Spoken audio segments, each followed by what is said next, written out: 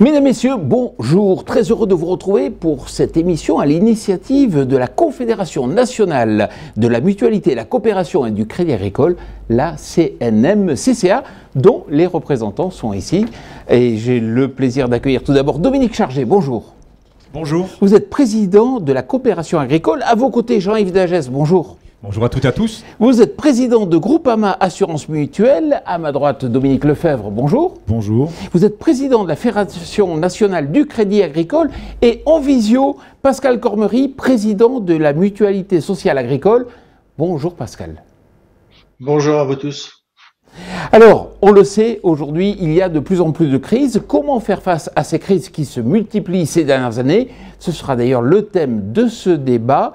Mais pour bien poser justement les fondements du débat, voici un mini-documentaire qui nous rappelle que ces derniers mois ont été pour le moins très particuliers. Images.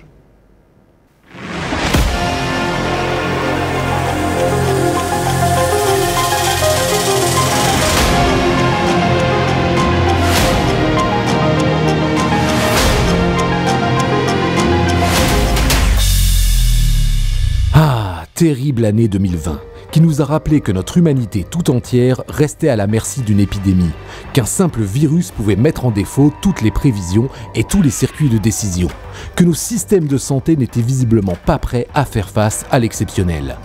Côté agricole, l'activité a pu se maintenir. Certes, il y a eu quelques problèmes d'approvisionnement, un manque de main-d'œuvre pour assurer les premières récoltes, mais les filières agricoles et agroalimentaires ont été au rendez-vous. La priorité a été de sauver les vies, mais très vite est apparue aussi la nécessité de sauvegarder le tissu économique. Comment réagir? Fort des enseignements de la crise de 2008, dans de nombreux pays, la priorité a été la mise sous perfusion des entreprises en faisant appel à l'argent public. Ainsi, en Europe, 2000 milliards d'euros ont été injectés dans les circuits économiques pour éviter les dépôts de bilan et assurer le maintien des revenus des ménages, qui ont vécu au rythme des vagues épidémiques et des confinements successifs.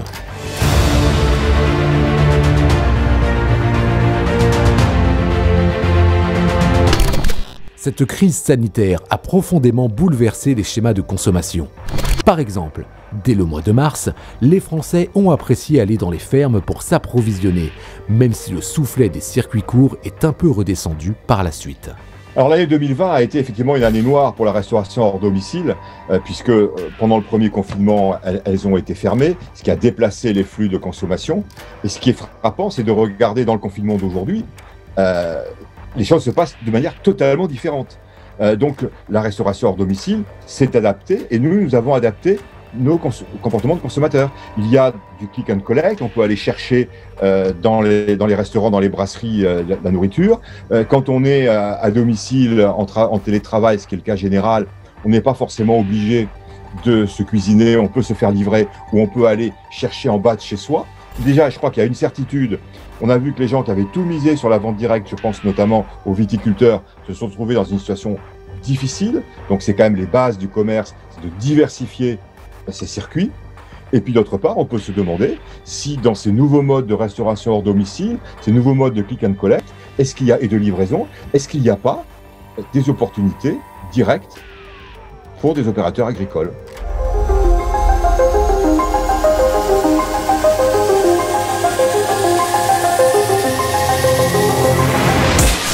Mais les grands gagnants de cette crise sont sans nul doute le digital et le e-commerce, qui se sont imposés en 2020 comme l'accès privilégié à de nombreux biens et services.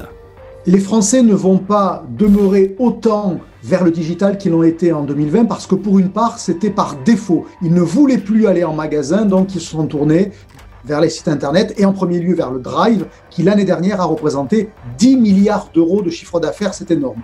Pourquoi ça ne va pas rester en l'état, c'est-à-dire avec un tel niveau de progression de 40% par an? Tout simplement parce que toutes les catégories alimentaires ne sont pas également Drive perméables. Pour certains produits, avoir accès à l'offre physiquement n'apporte rien. Acheter des pâtes, de l'eau, du lait maternisé, ça n'apporte rien. En revanche, pour d'autres produits, et c'est en général souvent le cas des produits frais, que l'on qualifie de drive imperméable, il est important d'être confronté à l'offre. Et donc, en clair, de pouvoir voir, toucher, sentir les produits que l'on va acheter.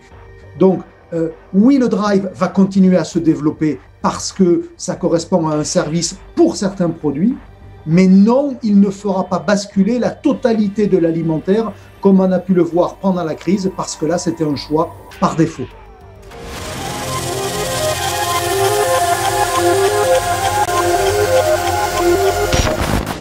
Malheureusement, l'année 2021 ne démarre pas sous de meilleurs auspices pour les agriculteurs. En effet, le gel de début avril a détruit bon nombre de parcelles, de vergers, de vignes, de céréales, de betteraves ou encore de lin. Bien peu de productions ont échappé à ces froids polaires, atteignant moins 6 degrés la nuit, alors que la végétation était en pleine croissance. Mais, au-delà des records de froid, c'est surtout l'ampleur des dégâts qui est historique, avec plusieurs centaines de milliers d'hectares concernés. Là encore, la mobilisation de tous est nécessaire. Le ministre de l'Agriculture, Julien Denormandie, a souhaité vous adresser un message.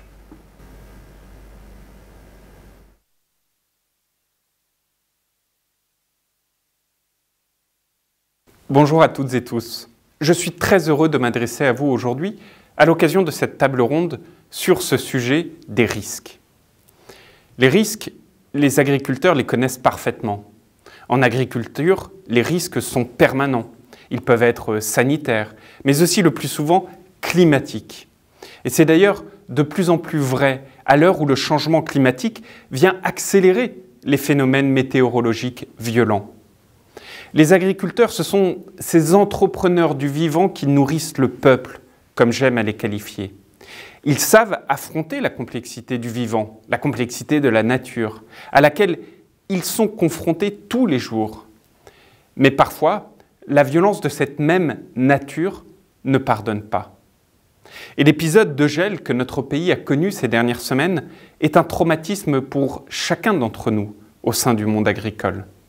Malgré le combat acharné des agriculteurs pour lutter contre le froid, et nous avons en tête ces images aussi magnifiques que terribles de bougies qui illuminaient les champs la nuit, ce sont des centaines de milliers d'hectares de récoltes, de fruits, de vignes, de grandes cultures qui ont été brûlés comme si un incendie avait ravagé ces territoires. À événements exceptionnels, réponse exceptionnelle. Et vous le savez, c'est pour cela que le gouvernement s'est très vite mobilisé pour apporter des réponses face à l'ampleur de ce drame. Et je tiens à saluer le travail que nous avons mené ensemble avec les filières ces dernières semaines, ainsi que votre volonté partagée avec le gouvernement d'agir très rapidement et d'apporter cette aide exceptionnelle à hauteur d'1 milliard d'euros. Mais cet événement dramatique doit aussi nous amener à aller encore plus vite pour penser l'avenir, pour penser le temps long. Car si cette vague de gel est la plus grande catastrophe agronomique de ce début du XXIe siècle, elle ne sera sans doute, malheureusement, pas la dernière. Alors un travail d'ampleur est désormais nécessaire pour protéger, mais aussi adapter notre agriculture face aux défis du changement climatique, face à ces risques sanitaires et climatiques. D'abord, il nous faut mieux protéger face aux conséquences de ces aléas liés au changement climatique. Il nous faut donc investir massivement dans les outils de protection que nous avons à disposition. Et c'est d'ailleurs tout l'objet de l'enveloppe du plan France Relance, dédiée au financement de ces équipements, dont le montant sera doublé. Nous allons également, à la demande du Premier ministre et du Président de la République, intégrer une enveloppe significative pour la recherche et pour le développement des matériels, afin de continuer à innover et trouver de nouveaux outils toujours plus performants pour protéger nos cultures. Enfin, nous travaillons à la mise en place d'une aide spécifique au financement d'un diagnostic que j'appelle diagnostic gestion des risques, pour permettre aux agriculteurs de dresser un état des lieux de leur préparation, de leur protection face aux risques sanitaires et climatiques, et mettre en place un plan d'action concret pour améliorer la résilience des exploitations. En tout, ce volet de protection représente plus de 200 millions d'euros qui sont mobilisés dans le cadre de France Relance pour la protection de nos cultures. C'est massif, mais c'est aussi essentiel pour permettre à notre agriculture d'être plus résiliente face aux risques climatiques. Au-delà de cette protection des cultures, il nous faut également travailler sur l'adaptation de ces mêmes cultures. la question des haies, la question de l'agriculture de conservation, plus à même de protéger les sols et de donner aux sols toutes leurs fonctions de conservation hydrique ou de biodiversité. La question des semences, afin de pousser le plus loin possible la sélection variétale pour avoir des plantes qui résistent au stress hydrique. Tant de questions clés que nous devons aborder. Des questions essentielles pour mieux adapter nos pratiques culturelles, pour mieux adapter nos cultures et au final gagner en résilience. Au-delà de la protection, au-delà de l'adaptation, il nous faut également entièrement refonder le système des calamités agricoles et de l'assurance récolte. Vous êtes bien placé pour savoir que face à la multiplication et à l'intensité de ces aléas climatiques, le système actuel montre ses limites. Il ne faut pas juste adapter des paramètres ici ou là. Il nous faut refonder à proprement parler les modèles. Alors c'est une réflexion que nous avons déjà engagée, avec vous d'ailleurs, mais sur laquelle il nous faut désormais avancer encore plus vite. C'est une volonté du gouvernement, c'est une volonté du président et du Premier ministre que je partage évidemment pleinement.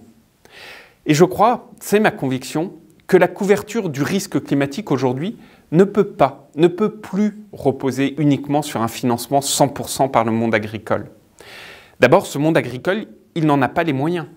Mais surtout, il n'est pas juste de demander aux agriculteurs de se couvrir eux-mêmes et uniquement eux-mêmes face à un risque climatique dont ils n'ont pas la responsabilité.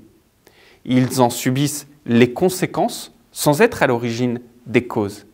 Et donc la solidarité nationale, j'en suis persuadé, doit apporter une part de financement pour permettre de refonder ces systèmes d'assurance récolte et de calamités agricoles. Alors plusieurs solutions sont aujourd'hui sur la table, tout impliquant ce recours plus important à la solidarité nationale. Il y a d'abord la possibilité d'utiliser au maximum le règlement européen Omnibus, afin d'améliorer la franchise, afin d'améliorer le taux de subvention des primes d'assurance. Il y a également les questions de pools de réassurance, afin de faciliter l'implication des assureurs dans le dispositif d'assurance récolte. Il y a également la mise en place, ou la question de la mise en place, de systèmes de réassurance publique. Il y a également ce qu'a proposé le député Frédéric Descrozaille, qui vient de me remettre ses recommandations, après un travail très précis sur le sujet. Il y a également plus de 18 mois de concertation, auxquels vous avez amplement participé pour améliorer toute la chaîne de cette prise en compte du risque et sa protection assurantielle.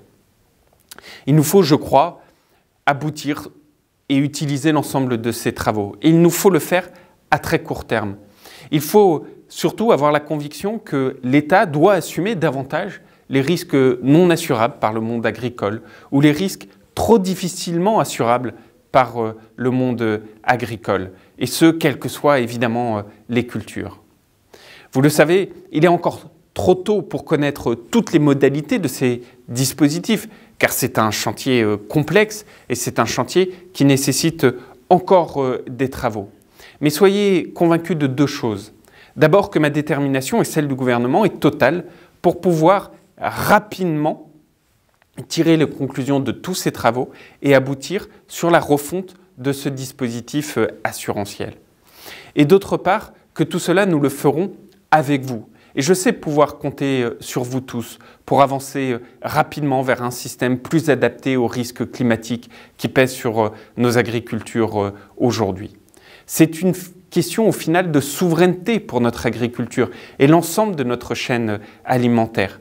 C'est une question de souveraineté parce que comment aujourd'hui, alors que près de la moitié des agriculteurs doivent partir à la retraite dans les 5 à 7 prochaines années, convaincre une nouvelle génération de se lancer dans ces beaux métiers de l'agriculture et de l'agroalimentaire si en même temps ils sont seuls face à ces risques dont l'occurrence est de plus en plus forte et dont l'intensité sera de plus en plus forte dans les décennies à venir. Alors, je tiens à vous remercier pour l'ensemble de ces travaux et à vous remercier pour votre implication. Je tiens vraiment à saluer l'organisation de cette table ronde qui, j'en suis convaincu, constituera une excellente opportunité pour continuer à faire émerger des solutions et soyez assurés que je regarderai avec beaucoup de précision les conclusions de vos travaux. Je vous dis à très bientôt et encore une fois, je vous réaffirme mon immense volonté à la fois de mieux protéger, de mieux adapter et de refondre notre système assurantiel. À très vite.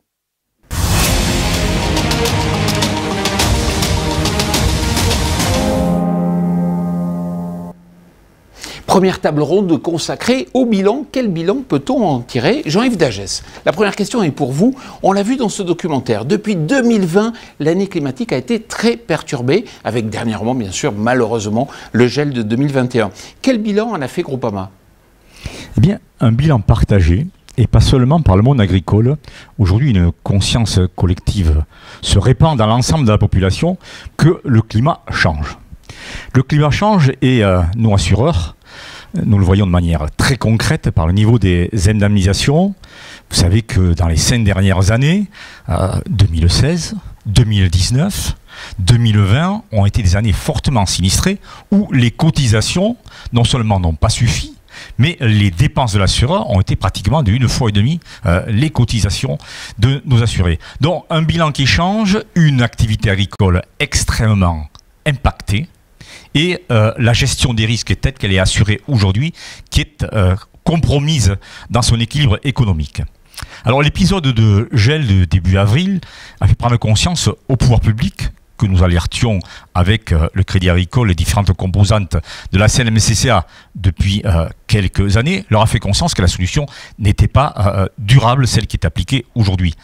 Et le Premier ministre s'est exprimé le 17 avril de manière assez forte en sollicitant que la solidarité nationale soit mise en œuvre par rapport à cet événement exceptionnel, de manière forte, puisque les calamités agricoles vont à nouveau intervenir sur les grandes cultures et sur la vigne. Je pense que c'est une bonne chose, mais ça fragilise le modèle assurantiel sur le long terme, et ça, de manière forte, a acté aujourd'hui que le système doit être réformé. Je pense que le ministre de l'Agriculture qui s'est exprimé l'a bien intégré également. Nous sommes ici, les composants de la CNMCA, force de propositions. Le rapport d'Escrozaille reprend d'ailleurs les propositions que nous-mêmes, avec le Conseil d'agriculture française, avions portées. Je pense que c'est une bonne solution, mais les agriculteurs aujourd'hui attendent de manière très concrète des décisions. Dominique Lefebvre, côté Crédit Agricole, est-ce que vous faites le même constat? Et puis aussi, quelle analyse faites-vous de la résistance de notre économie face au séisme qui a résulté, bien sûr, de la crise Covid? Alors sur le plan agricole, évidemment, je tire les mêmes constats que ceux que vient de faire Jean-Yves Dagès, c'est incontestable. Nous avons une forme d'inflation climatique avec des événements de plus en plus dramatiques et des dispositifs qui datent un peu en face de tout ça. Et évidemment que nous avons un devoir historique d'essayer de recadrer tout ça en face des risques qui sont maintenant avérés et que malheureusement les agriculteurs subissent durement chaque saison pratiquement. Donc nous sommes évidemment complètement en phase sur ce sujet, avec la profession d'ailleurs. Je veux le souligner parce que nous avons encore une profession qui est capable de prendre des initiatives et de travailler pour essayer de servir au mieux ces agriculteurs. Sur le plan économique, la question est un peu différente. Les mesures qui ont été mises en place par les pouvoirs publics ont finalement assez bien fonctionné, mais tout ceci s'est fait avec un accroissement assez phénoménal de l'endettement. Endettement des pouvoirs des États, endettement souverain, et ça vous pouvez être certain qu'on en reparlera assez rapidement, parce qu'il faudra quand même gérer ça, dans une période où auparavant nous n'arrivions même pas à amortir la dette. Voilà. Donc on en crée de la supplémentaire. Elle n'est pas très lourde à servir parce que les taux d'intérêt sont bas, mais enfin, on n'amortit pas notre dette, et non seulement on ne l'amortit pas, mais elle s'accroît de manière vertigineuse. Et puis endettement aussi des acteurs économiques, mais avec en contrepartie pour eux, dans cette première phase, puisque l'État a pris en charge beaucoup de choses, aussi un excédent de trésorerie. Alors c'est un peu paradoxal, il y a plus d'endettement, il y a plus de trésorerie, et donc nous sommes encore dans une phase assez intermédiaire en fait d'un point de vue économique, où nous n'avons pas encore les difficultés que nous pouvons attendre. Nous n'avons pas encore des défaillances d'entreprises aussi nombreuses que nous pourrions l'imaginer, avec néanmoins un endettement qui a monté et qui va se confirmer puisque les PGE en fait vont très majoritairement être amortis sur la durée. Pascal Cormery, alors comment la MSA s'est-elle adaptée justement à ce contexte très particulier ? Écoutez, bien sûr, nous subissons aussi, l'ensemble de nos ressortissants, à la fois les salariés, mais aussi les exploitants, subissent cette crise sanitaire. Donc, la première chose, c'est qu'il fallait continuer à rendre le service à l'ensemble de nos ressortissants, que nous sommes un établissement de protection sociale, mais avec une mission de service public. Donc ça, c'était un premier point. Le premier point, c'est que nous avons à peu près rapidement mis 80% de notre personnel en télétravail, et tout en continuant à assurer le versement des prestations, famille, retraite, remboursement maladie et tout. Donc c'est vrai que c'était un point, ça c'était quand même un point important, puisqu'effectivement il y a aussi des familles qui comptent sur le remboursement de leurs prestations. Ensuite, il était aussi important d'avoir une continuité dans la relation de service. Donc nous avons laissé quelques agences ouverts malgré tout, et puis nous avons amplifié, amélioré dans certains cas la relation téléphonique pour garder un lien avec nos ressortissants. Sans oublier quelques aspects, notamment rapidement, et Dominique Lefebvre dans ses propos le souligne, c'est que nous allons avoir, et même si nous n'avons pas encore eu, mais nous avons déjà malgré tout des familles en difficulté, et donc nous avons mis ce qu'on a appelé MSA solidaire en route, c'est-à-dire 350 000 actions, à peu près 350 000 personnes ont été à la fois contactées d'une manière privilégiée parce qu'on savait que c'était des personnes avec des fragilités ou des problématiques particulières. Et puis nous avons favorisé bien sûr les paniers solidaires, c'est-à-dire déjà des familles, alors pas forcément uniquement des familles d'exploitants, mais aussi des familles de salariés qui se retrouvaient en difficulté alimentaire. Donc nous avons mis en place avec l'ensemble de bien sûr des équipes de salariés, mais aussi nos délégués, ces actions solidaires sur le territoire. Et puis je voudrais rajouter quand même l'épisode de gel, parce qu'on ne peut pas ne pas y penser, qui aura aussi des conséquences dramatiques. Et j'y reviendrai sans doute ultérieurement, mais dans le soutien psychologique que nous devrons apporter à nos familles. Dominique Chargé, et côté coopérative. Côté coopérative, quand on se penche sur ce que nous étions il y a un an à la même époque, on avait de grosses inquiétudes. Mais nos filières ont su faire preuve de résilience. Elles ont su s'adapter. Elles ont su s'adapter, mais elles ont souffert. D'abord parce que, comme pour faire écho à ce que vient de dire Pascal, dans nos filières, nous ne pouvons pas tout mettre en télétravail. Il a fallu s'adapter à l'accueil des salariés dans les entreprises pour assurer cette continuité de la transformation de la production. Il a fallu faire face à un certain nombre de dysfonctionnements. Et en ce qui nous concerne, il a fallu aussi expliquer que les produits n'arrivaient pas de n'importe où, dans les entrepôts ou dans les magasins de la distribution, qu'il y avait des agriculteurs en amont de tout ça, qui devaient continuer leur activité, parce que dans le premier confinement, si nous avions la perspective d'un deuxième, ferait que nous devions continuer à mettre en production pour assurer aussi la continuité dans la vie de la nation sur le deuxième confinement. Et en fait, il y a un bilan très positif.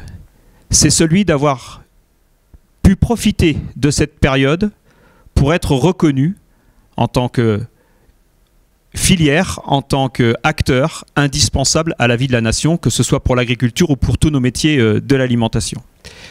Alors, il y a eu évidemment énormément de conséquences. Je vous ai parlé de l'adaptation au travail. Il a fallu aussi équiper, donc il y a eu des coûts importants pour les équipements de protection pour les salariés dans les entreprises. Et puis il y a eu tout un tas de facteurs en cascade sur le dérèglement des marchés, sur le dysfonctionnement des marchés. Le premier, c'est bien évidemment la fermeture de la restauration à domicile. À l'heure où on se parle, plus de 300 jours de fermeture de la restauration hors domicile depuis le premier confinement au mois de mars l'année dernière. C'est pour les entreprises 30% de perte de chiffre d'affaires. Ça, c'est l'effet brut. Pour certaines filières, comme la viticulture par exemple, c'est 80% de perte de chiffre d'affaires. Ça a eu aussi des conséquences sur les équilibres matières, parce que la restauration hors domicile est un élément clé dans les équilibres matières pour consommer par exemple des morceaux sur la viande bovine qui ne sont pas consommés dans les autres secteurs d'alimentation.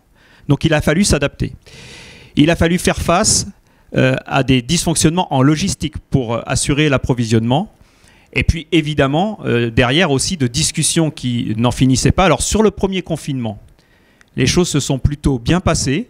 Il y a eu une solidarité nationale qui s'est mise en place, mais très vite finalement, j'allais dire au rythme de l'enchaînement des confinements et des restrictions, eh bien cette solidarité a un peu fondu, elle était un petit peu moins forte. Et on a eu de gros problèmes aussi avec nos clients pour parler par exemple de pénalités sur la non-assurance des taux de service. Parce qu'un élément important au niveau du dysfonctionnement des marchés, ça a été le fait que nous sommes passés en quelques jours, quelques semaines, à des taux de surcommande sur la distribution classique, la distribution pour les ménages, et une réduction de la restauration hors domicile, qui n'a pas d'ailleurs, enfin la distribution classique n'a pas tout à fait compensé la restauration hors domicile, mais en tout cas il y a eu des surcommandes. Donc il a fallu s'adapter aussi à la transformation de nos produits. Donc ça a été un moment, mais nous avons su nous adapter, nous avons su faire preuve de résilience. Ça a des conséquences importantes, notamment pour certaines filières. Et puis j'allais dire, les autres éléments de la vie du vivant, comme ça a été, enfin de notre travail avec le vivant, comme ça a été dit tout à l'heure par le ministre, ont continué. On a eu l'épisode des betteraves. On a eu l'épisode des nicotinoïdes et avant ça, de l'invasion et du virus de la jaunisse naissante sur les betteraves, qu'il a fallu gérer et qui a aussi fait émerger les fragilités sur certaines filières avec finalement le retrait de certaines molécules sans avoir les solutions alternatives. Il a fallu faire face à ça. Il y a eu un débat sur les néonicotinoïdes qui a été un débat extrêmement nourri, important, mais qui a aussi permis de faire émerger qu'il était aussi important de protéger des filières qui sont aussi essentielles à la vie de la nation. Et puis bien entendu, sur le gel que nous venons de vivre sur la dernière période et qui vient s'ajouter à tout ça, pour des filières comme la viticulture par exemple ou l'arboriculture, c'est des pertes de marché importantes. Nous ne connaissons aujourd'hui que les effets directs. En gros, pour la viticulture, ça a été chiffré à 1,5 milliard, 1,5 milliard, 2 milliards.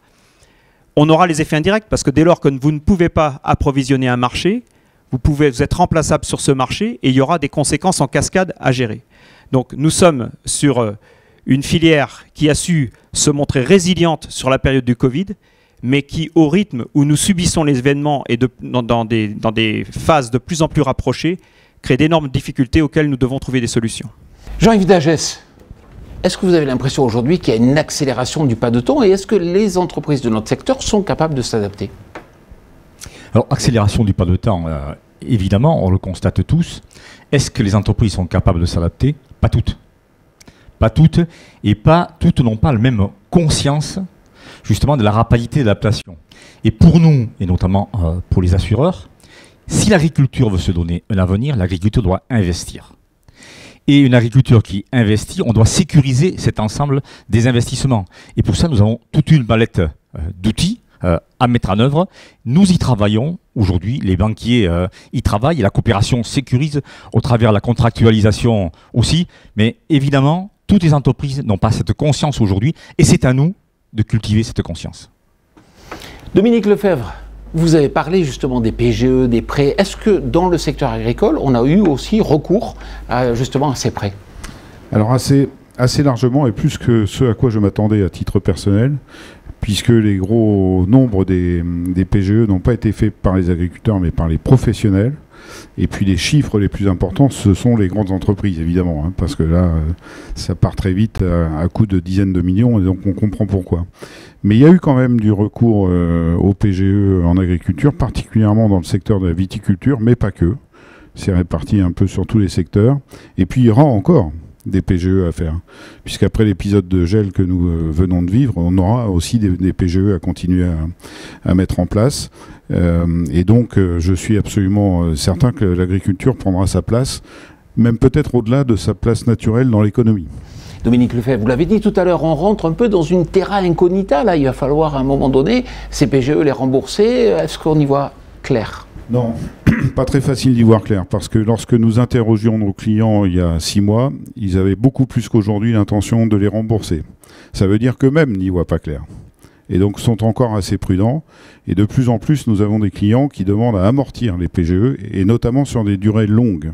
C'est le cas de 90% de nos clients à ce stade. Et on a de lourdes échéances, puisque les PGE avaient été mis en place il y a à peu près 1 an. Donc on voit ceci, ce manque de visibilité sur l'avenir qui se traduit par un réflexe de prudence et d'étalement et d'amortissement.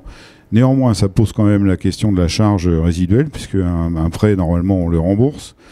C'est vrai pour les États, c'est vrai aussi pour les acteurs privés. Enfin, je dis ça, je vois mes collègues qui sourient, parce que c'est vrai que parfois, on peut se poser la question, avec tout ce qu'on entend. Ça sera d'ailleurs un vrai sujet. Je ne veux pas faire trop long sur ce plan-là, mais il faudra reparler de toute cette dette qui est accumulée. Bon, pour les acteurs privés, je pense que c'est supportable, mais c'est supportable dans le cadre que, par exemple, Jean-Yves venait de décrire. C'est un cadre où les entreprises sont sécurisées pour avoir un résultat récurrent et normal. Et donc ça, personne ne peut dire ce qui va nous arriver dans les années qui viennent. Moi, je trouve qu'on est quand même entré dans une phase d'une certaine insécurité, tant sur les dispositifs de nature globale, que pour les entreprises qui sont quand même soumises à des aléas, et en agriculture particulièrement. Dominique Chargé, il y a une grande variabilité dans les entreprises coopératives aujourd'hui en France. En plus, elles sont sur différents secteurs, et vous l'avez dit, tous les secteurs n'ont pas été impactés de la même façon. Est-ce qu'il faut mieux être une petite entreprise ou une grande entreprise pour pouvoir s'adapter à ce climat très changeant? Je pense que c'est moins une question de taille qu'une question de produit, d'une question de marché sur lesquels on se trouve aujourd'hui. Je pense évidemment que l'effet taille donne quand même quelques leviers de résilience. La polyvalence donne des leviers de résilience, c'est-à-dire être acteur sur plusieurs métiers donne de manière indiscutable quelques leviers de polyvalence, mais de résilience. En revanche, ce que je pense, c'est que c'est difficile aujourd'hui de se projeter. Nous ne sommes pas sortis de la crise. La restauration, à l'heure où on se parle, la restauration hors domicile est toujours fermée. Les entreprises, alors, il y a quelques liens, quelques liaisons d'entreprises agricoles, des territoires avec le tourisme. Le tourisme n'a pas repris. Donc, tous ces phénomènes-là entraînent aujourd'hui des dysfonctionnements dans la consommation dont nous ne sommes pas sortis. Nous ne savons pas non plus comment, derrière ces confinements et derrière cet épisode sanitaire, comment la vie se réorganisera, quels seront les changements structurels qui resteront dans la façon dont tout ça va se réorganiser. Donc c'est très difficile de se projeter. Et pour faire écho à ce que disait Dominique Lefebvre à l'instant, je pense que les entreprises aujourd'hui, elles verraient d'un très bon œil qu'on puisse convertir, peut-être à leur demande, mais en tout cas leur donner la possibilité de convertir une partie de ces PGE en fonds propres ou en quasi-fonds propres, comme on dit, c'est-à-dire en éléments de financement de leur haut de bilan qui les sécurisent dans la façon dont elles vont pouvoir, par ailleurs, continuer d'investir, parce que je fais le même constat. Le problème de ces périodes, de l'enchaînement de ces événements, de cette insécurité, de ce manque de visibilité aujourd'hui pour les entreprises fait qu'elles n'investissent pas. Or, nous sommes à un moment, nous avons des enjeux cruciaux devant nous. Celui de la restauration de la souveraineté alimentaire, on n'en a pas encore parlé, mais il est déterminant. Reconquérir certains marchés sur lesquels nous importons aujourd'hui plus de 50% de ce que nous consommons. Fruits et légumes, poulet, dans la restauration hors domicile notamment. La transition agroécologique et la décarbonation de nos filières. Aujourd'hui, dans l'approche que nous faisons, le besoin en investissement est 6 fois supérieur à ce que nous faisons aujourd'hui pour assumer les investissements nécessaires à la décarbonation des filières. Donc nous avons des enjeux colossaux, un manque de visibilité qui fait que nous aurons besoin à un moment d'être stabilisés sur la structure de nos bilans et sur nos fonds propres.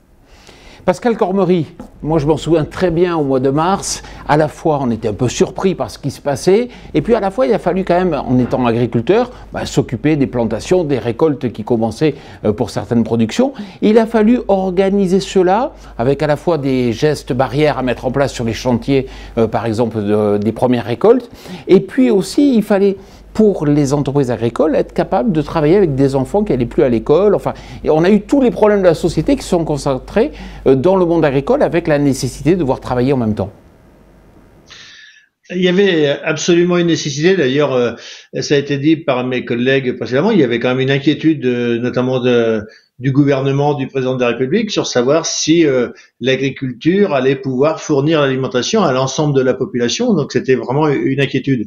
Et donc à ce titre-là, nous avons rapidement et dans les jours qu'on suivi, par nos services de santé et sécurité au travail notamment, mis en place des fiches, je dirais des fiches d'information, de savoir comment il fallait procéder pour limiter la pandémie dans les entreprises, donner de la sécurité pour pouvoir approvisionner les marchés. Donc on voit bien que tout est lié, du moins, parce qu'à un moment donné, si on n'a pas de main d'œuvre, et c'était déjà une difficulté de trouver de la main d'œuvre locale, hein, donc puisque on sait bien qu'actuellement en agriculture, on trouve pas suffisamment de saisonniers pour, du moins locaux pour alimenter, du moins pour venir travailler sur les exploitations. Donc nous faisons venir, la plupart du temps, les entreprises agricoles font venir des travailleurs de l'étranger, et donc il fallait sécuriser à la fois les conditions de travail, les conditions de les conditions au moment où les gens allaient s'alimenter. Donc voilà, donc nous avons permis informer, procurer de l'information aux entreprises pour respecter l'ensemble de ces règles, à la fois sur la période du travail et sur la période hors travail.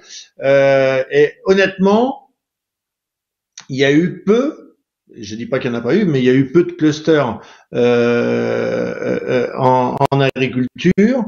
Dans les entreprises comme la coopération ou les entreprises agroalimentaires, il y a eu peu de clusters. C'est-à-dire que globalement, les entreprises, elles ont pris le problème très sérieusement et elles ont rapidement organisé et mis des moyens pour que leurs salariés soient protégés. Et quelques clusters que nous avons eus sont issus de travailleurs provenant de groupements d'employeurs étrangers qui nous ont posé quelques difficultés, mais globalement nous avons su, et nos entreprises, quelles que soient des entreprises d'amont et d'aval, elles ont su protéger leurs salariés et leurs entreprises d'une manière générale pour continuer à fournir de l'alimentation.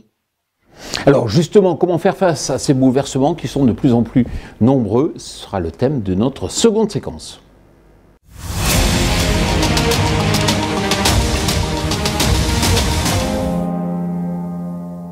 Pascal Corbery, la première question est pour vous, pour cette seconde séquence.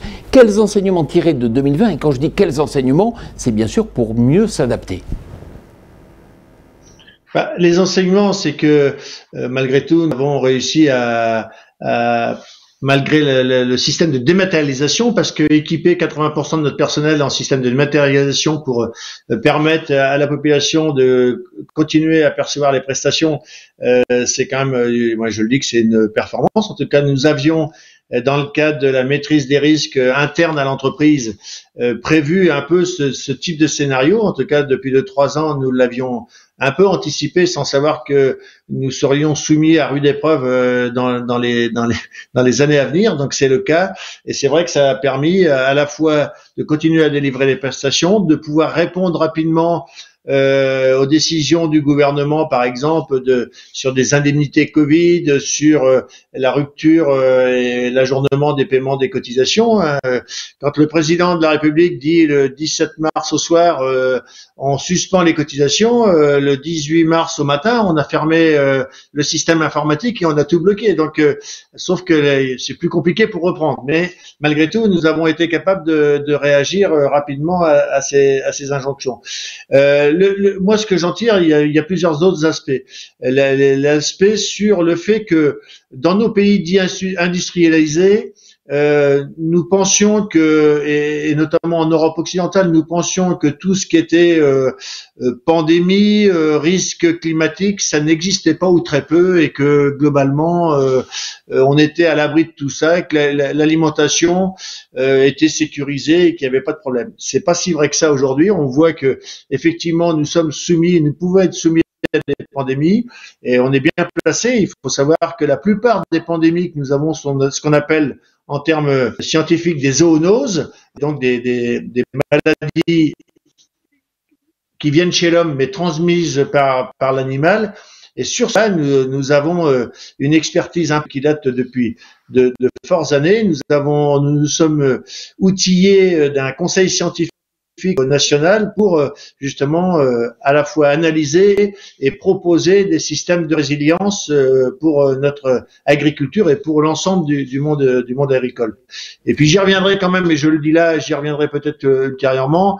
Il y a un aspect sur lequel le constat qui est fait, c'est le fait que depuis quelques années, l'agriculture a été mise sous pression alors par des environnementalistes, par l'agribashing, tout ce que vous voulez, tout autour de ces aspects-là, et que vient se rajouter quand même les problèmes économiques, climatiques. Honnêtement, beaucoup de nos collègues agriculteurs, voire nos salariés agricoles, souffrent de cette situation, à la fois d'image que certains donnent de nous qui est complètement faussée. Voilà, donc on souffre de ça aussi. En tout cas, c'est un vrai constat qui est fait aujourd'hui. C'est vrai qu'il y a beaucoup de problèmes à la fois. Dominique Lefebvre, il faut toujours savoir tirer les enseignements du passé. En 2008, on avait bien compris qu'il fallait sauvegarder les entreprises. On ne l'a pas forcément fait en 2008. Là, on l'a fait. Quel bilan tirez-vous de cet outil, justement, PGE?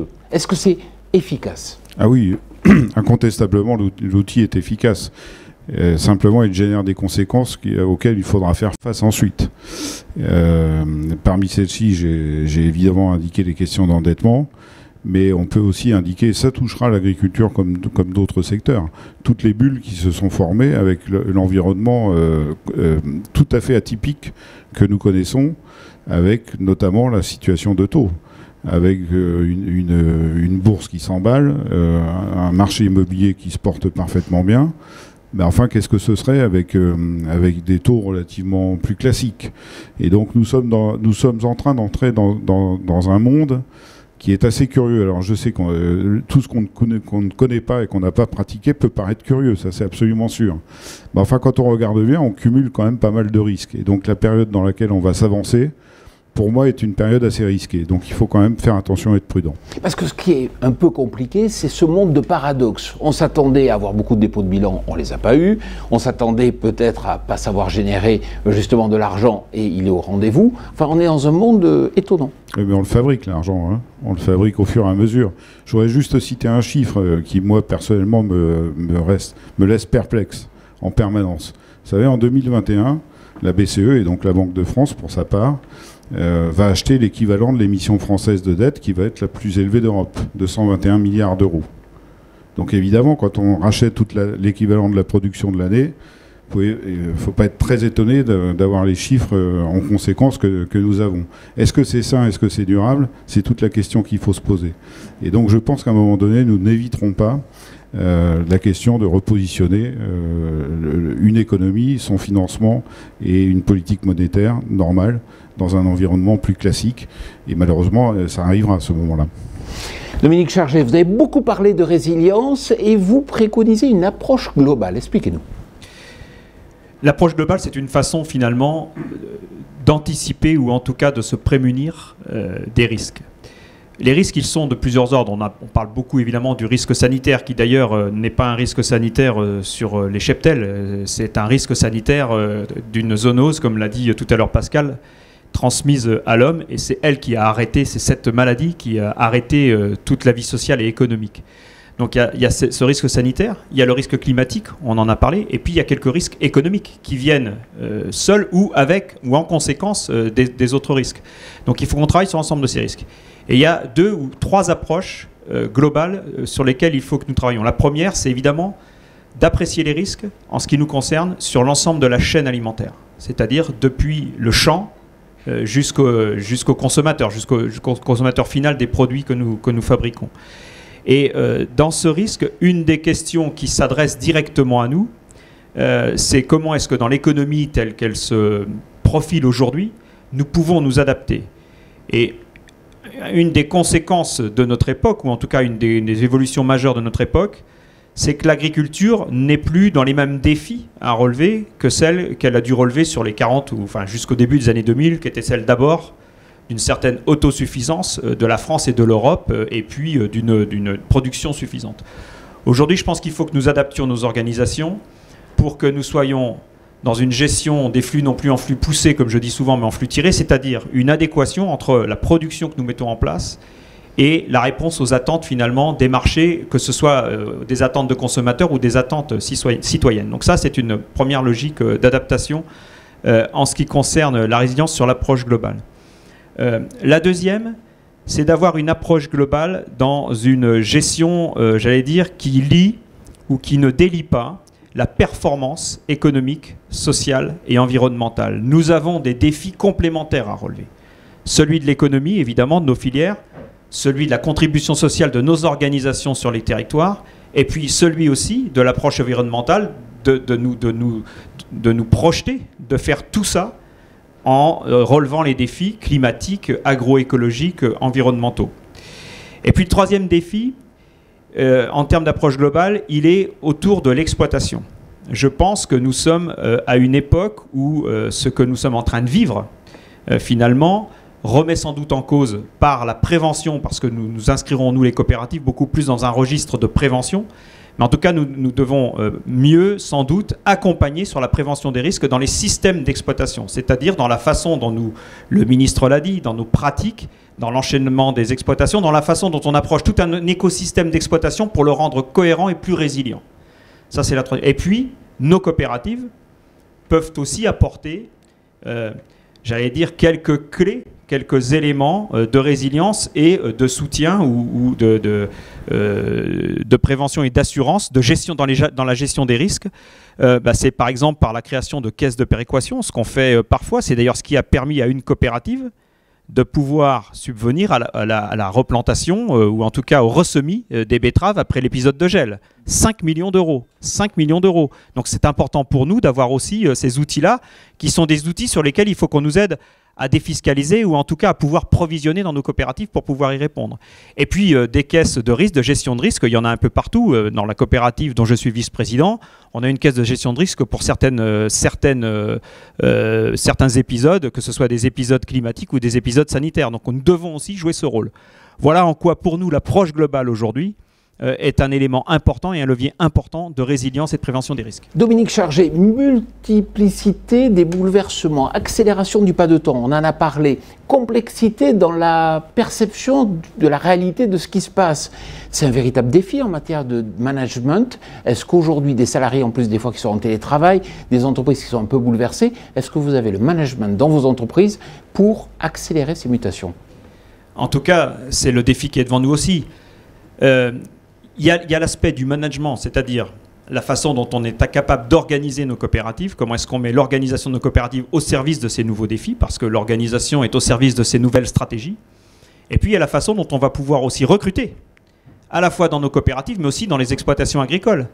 Comment est-ce qu'on rend, ça a été dit tout à l'heure, mais je le reprends, c'est important, comment est-ce qu'on arrive aujourd'hui à faire en sorte qu'on renouvelle les générations dans nos exploitations agricoles, dans nos entreprises, pour avoir cette continuité dans la chaîne d'approvisionnement et dans la chaîne alimentaire. C'est un vrai défi, c'est un enjeu important. Je pense que la question des ressources humaines sur ce volet-là prend une dimension particulière.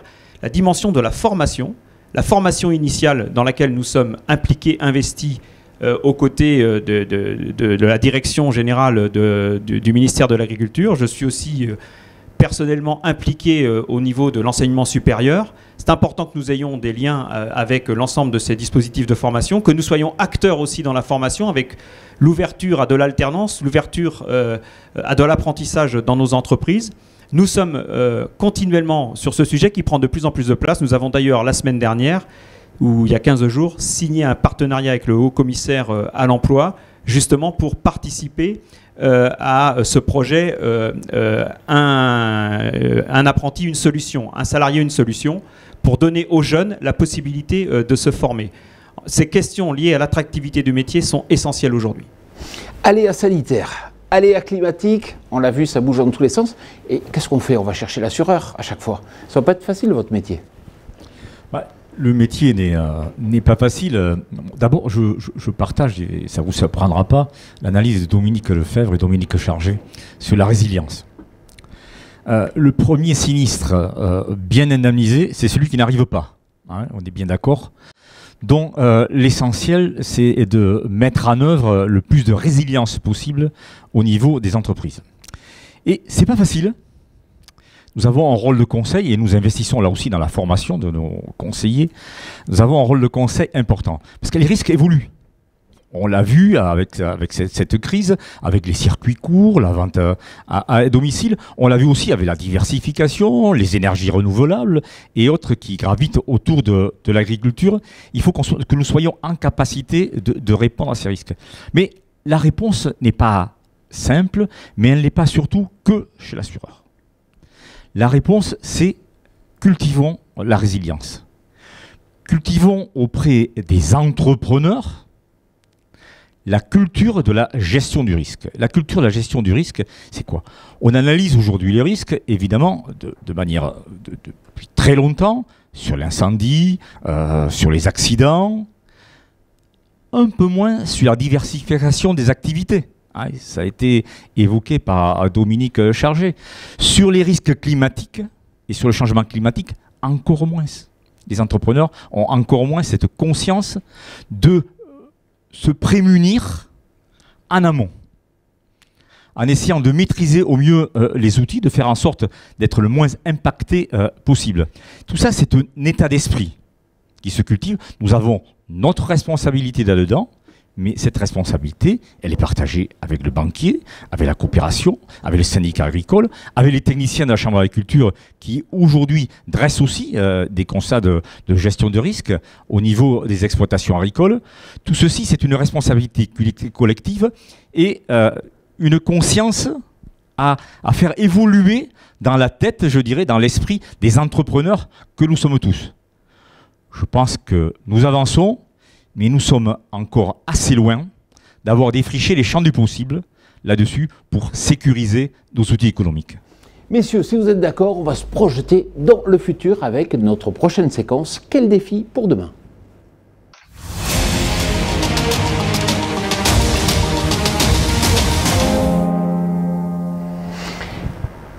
Alors justement, ces défis pour demain, on va les voir tous ensemble. Dominique Chargé, peut-être vous en premier, quels sont les défis pour les coopératives ?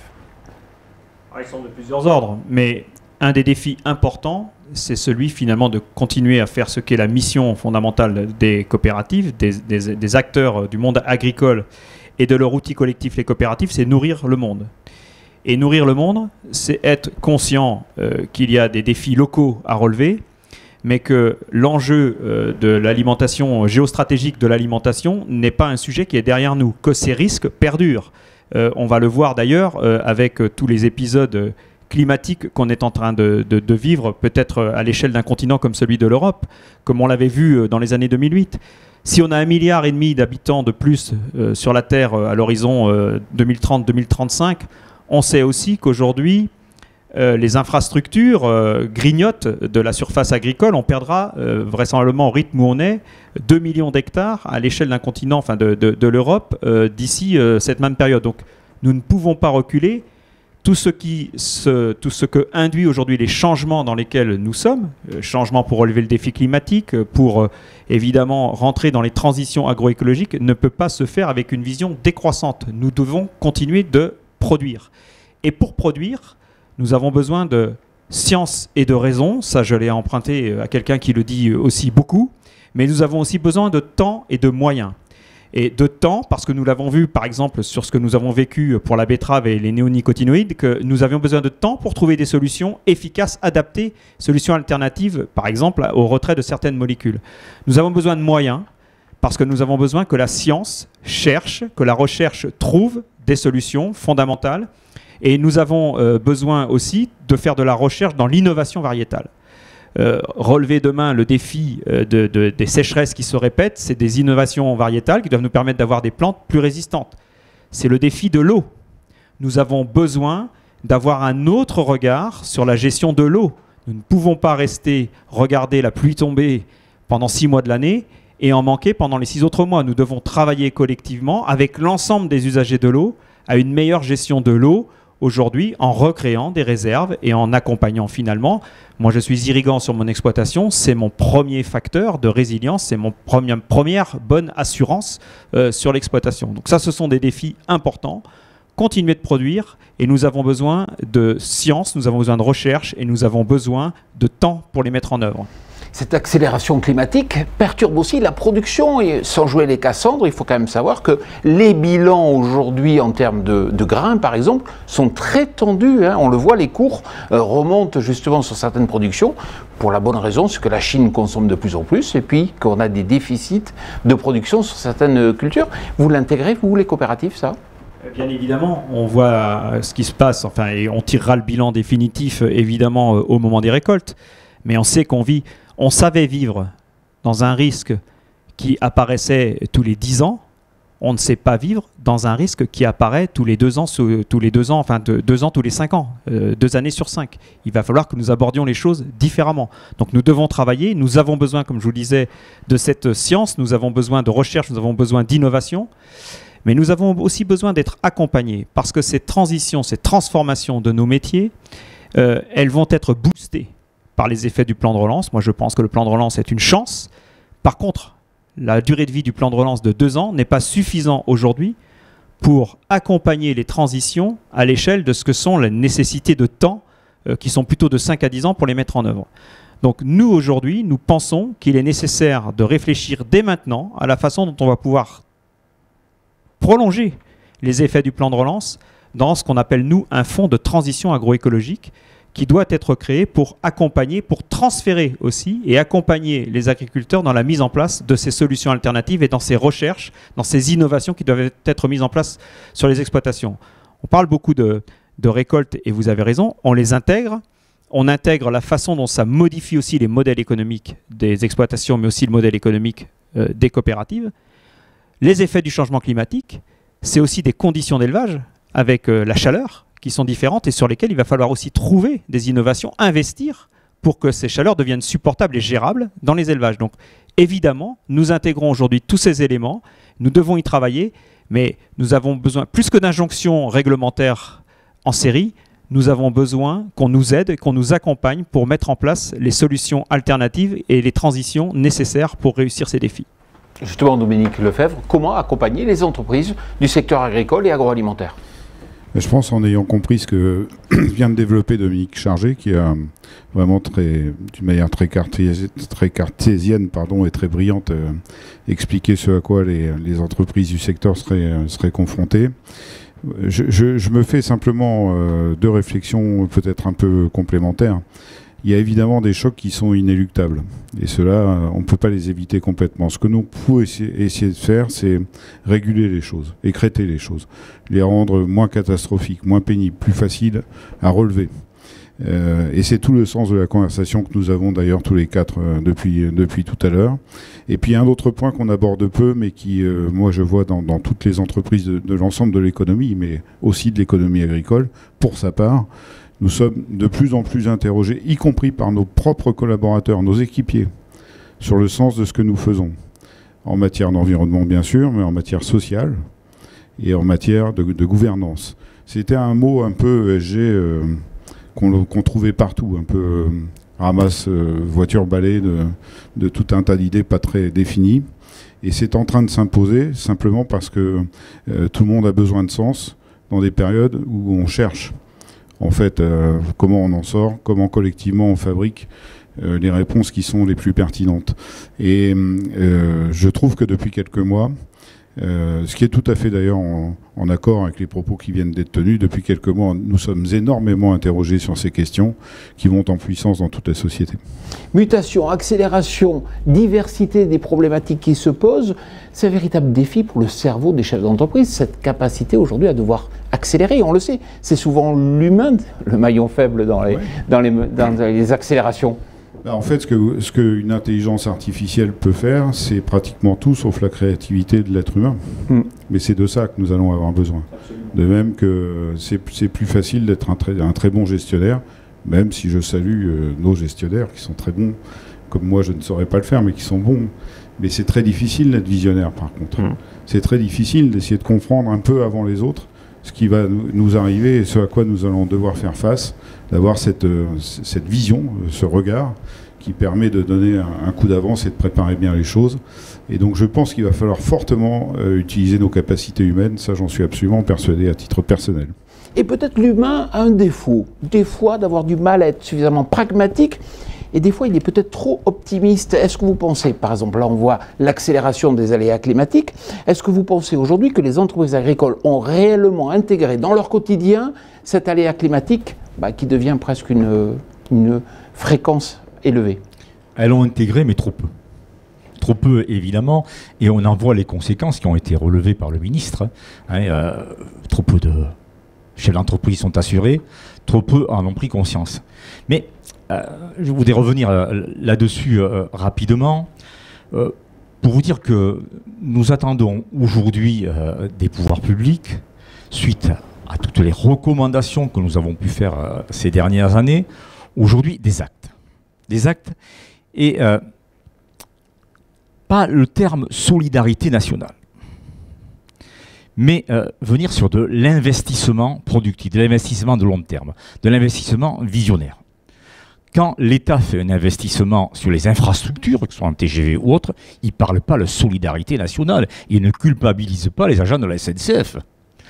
Quand on sécurise notre domaine maritime et on met en chantier une nouvelle frégate ou un porte-avions, on ne parle pas de solidarité nationale. Pourquoi pour l'agriculture, on parlerait de solidarité nationale? C'est sécuriser l'approvisionnement alimentaire de notre population, notre indépendance alimentaire. Il est des investissements que collectivement, nous devons réaliser.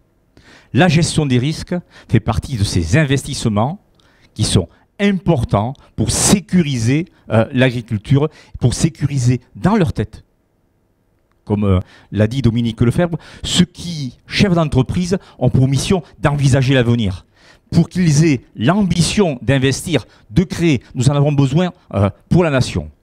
Je pense que le député d'Escrozaille, dans son rapport, a repris les éléments que nous lui avons recommandés. Nous attendons aujourd'hui que ces éléments soient mis en œuvre. Nous ne demandons pas l'aumône, comme quelquefois on peut nous le faire sentir, mais nous demandons simplement de l'ambition pour l'agriculture et l'agriculture française. Et nous-mêmes, représentant ces entreprises, nous avons, nous, l'ambition de relever ces défis. Nous voulons simplement que les pouvoirs publics y croient et nous serons au rendez-vous de cette ambition. Jean-Yves Dagès, vous avez vu qu'il y a eu un rapport dont on a beaucoup parlé, le rapport du député donc Frédéric d'Escrozaille, député du Val-de-Marne, qui a remis un rapport au ministre de l'Agriculture notamment. Qu'est-ce que vous en retenez? J'en retiens d'abord qu'il est fondé sur un constat objectif que nous avons partagé et qu'en termes prospectifs, il s'oriente vers des solutions qui sont déjà éprouvées. Alors quand je parle de solutions éprouvées, je parle notamment du pool de co-réassurance à réassurance qui fonctionne en Espagne depuis les années 1970. Nous avons déjà fait pas mal de propositions au fil des années. Beaucoup de rapports ont été commis sur la gestion des risques. La CNMCCA en a produit en 2018 de très grande qualité. D'ailleurs, en Espagne, ça marche. Beaucoup d'assureurs se sont regroupés pour partager le risque, partager de l'expertise, à aménager au fil des années ce pool de réassurance en collaboration avec les producteurs des différentes filières, avec le soutien important de l'État espagnol dans la réassurance. Et ça fonctionne, ça sécurise, ça écrète le risque et ça permet aux filières espagnoles d'investir, de sécuriser les investissements. Et le rapport d'Escrozaille s'inspire largement de ce qui s'est réalisé en Espagne et qui fonctionne. Donc nous sommes assez satisfaits de ces propositions et nous les soutenons. Parce que c'est vrai que la souveraineté alimentaire, c'est quelque chose qui est important. On en a beaucoup parlé au printemps. On a l'impression aujourd'hui qu'on l'a déjà un peu oublié. Or, il faut investir. Pour faire écho à ce que vient de dire Jean-Yves, moi je pense que en termes de sécurité, de vision, où effectivement j'ai dit tout à l'heure, nous avons besoin d'investir. Mais nous avons besoin, pour être sécurisés dans nos activités, d'une réglementation qui nous permette d'avoir des prix au niveau de la production agricole qui correspondent aux coûts de production et pour les entreprises de transformation et pour les coopératives.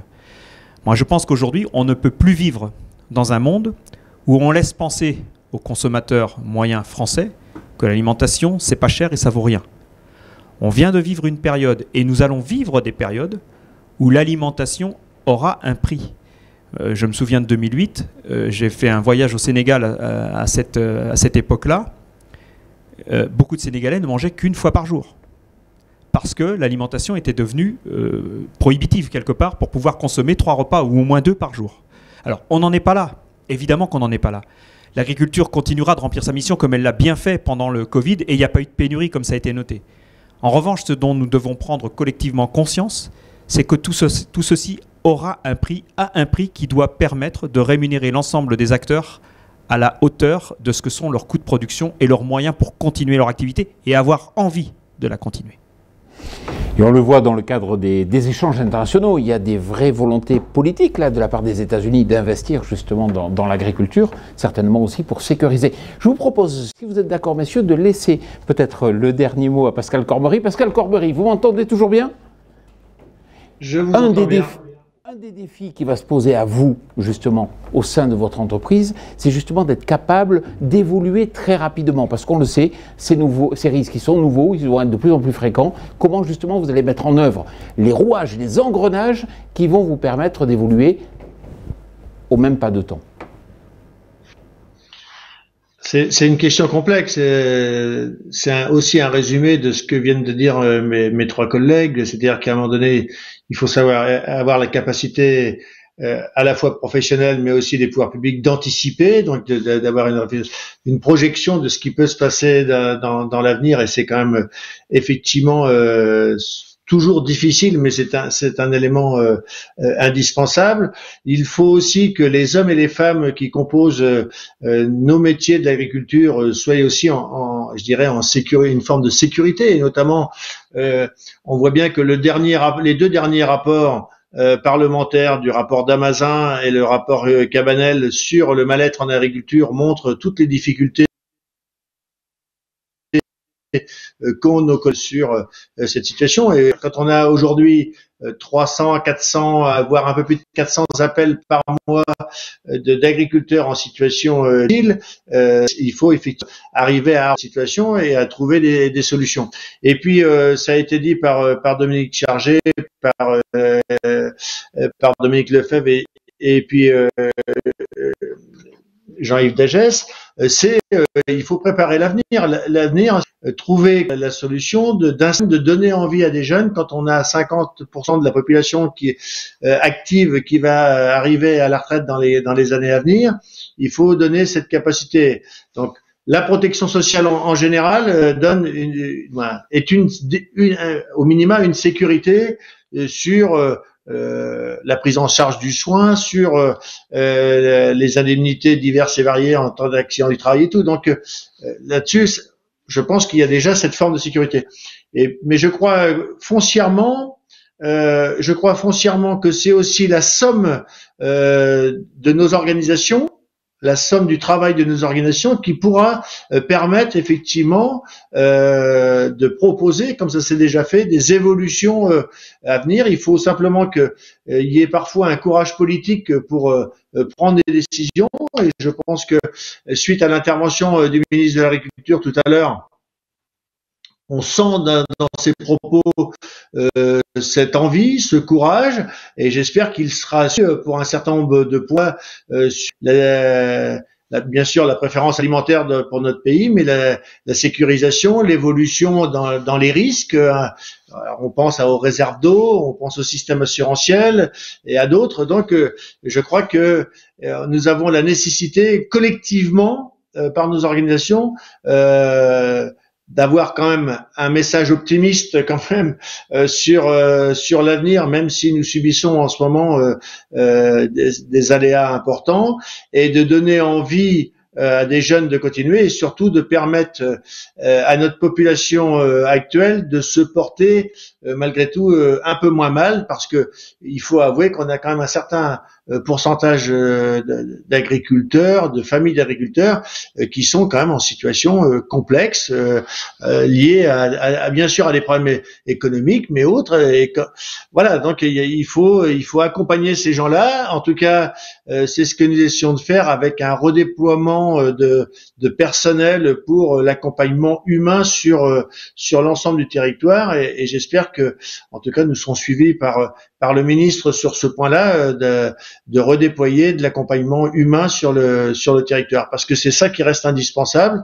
L'économique est une chose, est un point important, mais il faut aussi dans ces moments-là savoir humainement accompagner nos populations.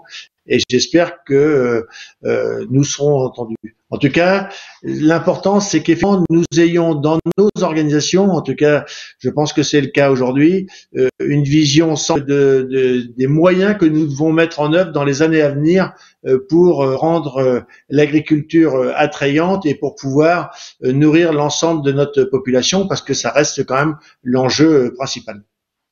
Faire face aux risques, s'adapter, faire preuve de créativité justement pour trouver les outils, les solutions pour s'adapter, c'est parmi les nombreux défis que l'agriculture devra relever. Et être agriculteur, c'est pas un métier comme un autre, on le sait, il y a des enjeux derrière qui sont très très importants. On pourra en débattre certainement pendant des heures, mais nous sommes déjà arrivés au terme de cette émission. Pascal Cormery, merci beaucoup. Dominique Chargé, merci. Jean-Yves Dagès, merci. Dominique Lefebvre, merci beaucoup. Et puis surtout, merci à vous.